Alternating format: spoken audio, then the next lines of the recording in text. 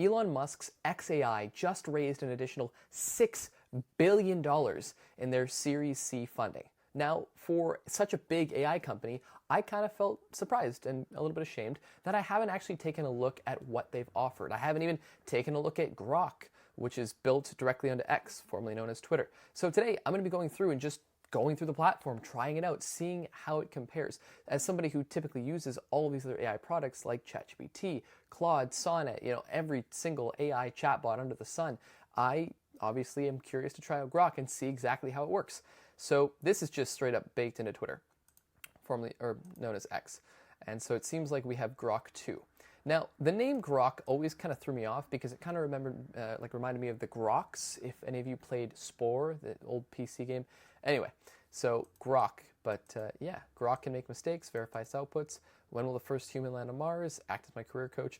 This is typically all of the stuff, like normal things that I would expect to see on ChatGPT or really any sort of chatbot. Okay, and then there's a lot of posts here talking about exactly things that have happened. Okay, let's just give it a try. Yeah, when will the first human land on Mars? So we'll just do a simple one here. I should really update my Twitter profile picture. I'm 17 in that photo.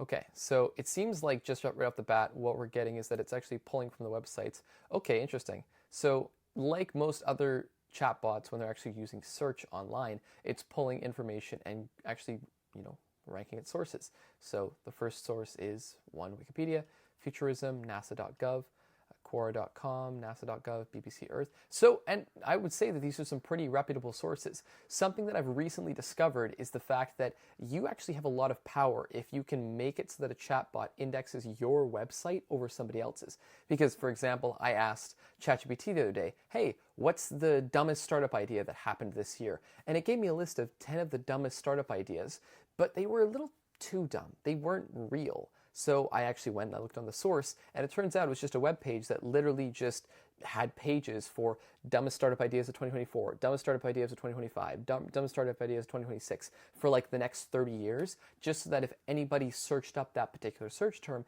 it would get picked up on Google and I guess by chatbots. But the danger here is that ChatGPT was saying it as if it was factual. It was saying that these are the ones and here's the sources. But if you go to the sources, it's just a random list created by somebody. It's not real.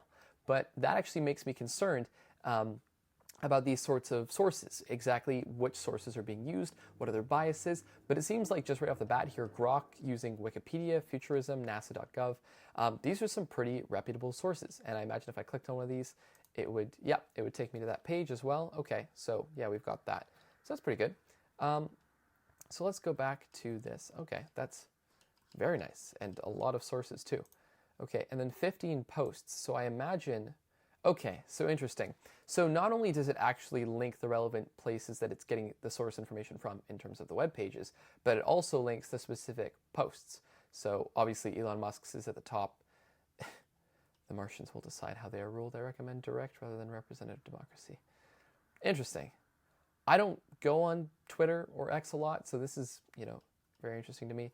And again, so Elon Musk is a lot of these. Yeah, humans will set foot on Mars in 2029, 2023, most likely. Okay, so yeah. I don't know. Yeah, Doge designer, timeline to Mars. But for sure in 30, civilization. Okay, so, I'm honestly more willing to trust these web pages. Okay, literally just take everything that I said about the web pages being accurate about the information and literally just invert it. Just flip it on its head, because that's exactly what this is. Okay, but it seems like for the most part that the response that it's giving me is actually breaking down exactly what everyone's perspective is. So it tells me what NASA's perspective is first, Elon Musk and SpaceX's perspective, other experts, and the general consensus.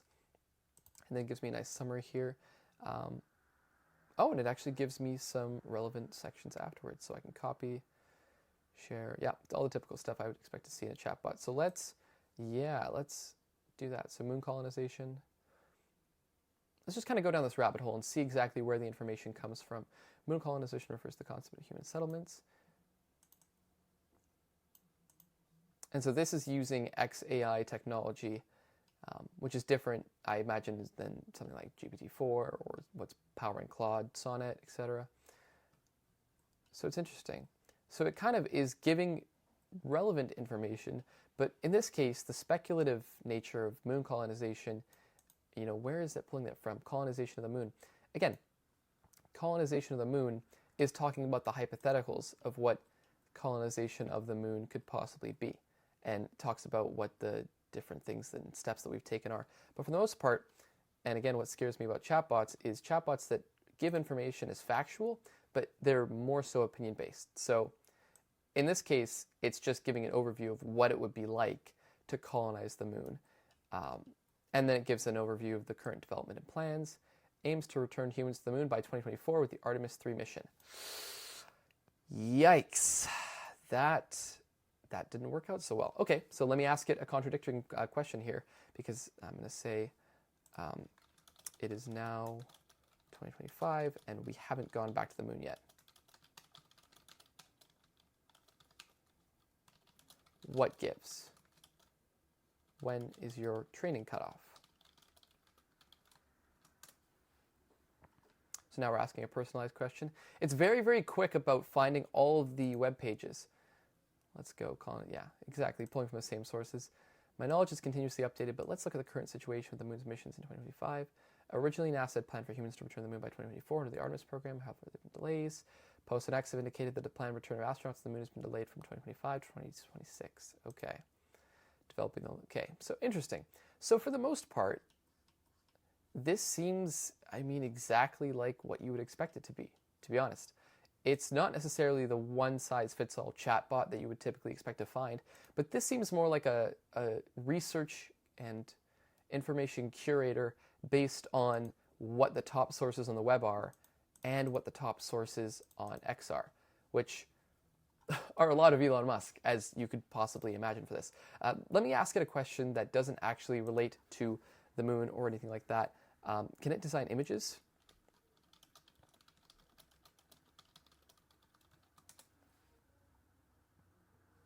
Okay, interesting. So it does have image capabilities here, and it's doing it 4 at a time. So I imagine that this would be on its own proprietary... Whoa. It's always kind of interesting how you can tell from model to model the differences in the way that the AI works. Like if I saw a DALL-E 3 model, I'd be able to tell because it's very cartoony, very flowy. Midjourney is obviously the best in terms of that. Interesting. So for Grok, it seems like the approach it takes is, first of all, it's very blurry. You can see that the resolution there is not the greatest.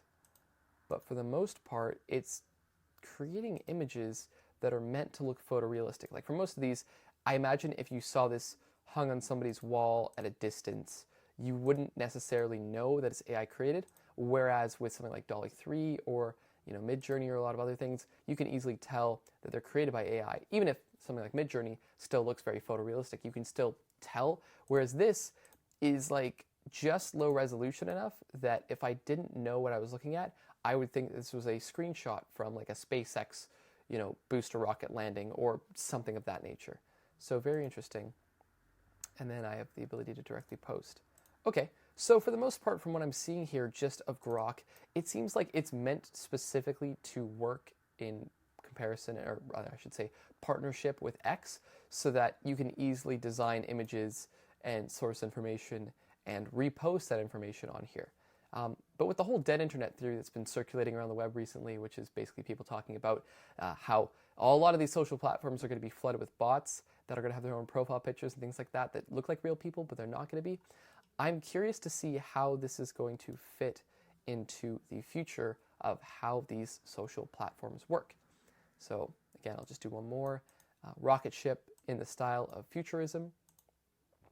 It's very interesting that instead of just loading like it normally does, it's actually going top to bottom. It makes me wonder if the images are created all at once and then it just displays that to us like that, or, oh, yeah. Yeah, again, very blurry, going for obviously much more of a photorealistic image. I find that intriguing. Okay, well, I think that's all we pretty much have to work off of here. And then obviously we have a history tab with our chats and our images. But overall, very basic, simple chatbot that does a pretty good job of sourcing the information, even if all of that information is either coming from X and, of course, the top relevant sources, even if those top relevant sources are Elon Musk.